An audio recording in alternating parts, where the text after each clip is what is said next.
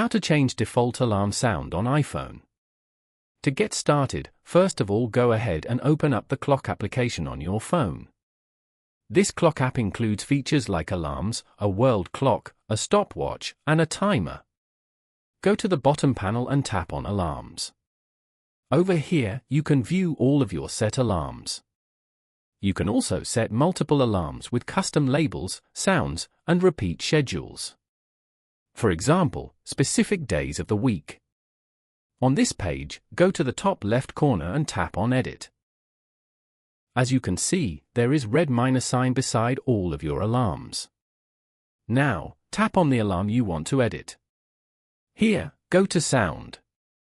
Scroll down to view all the sounds available and select the one that you like. Then, tap on the Save at the top right corner. You have now successfully changed your alarm sound.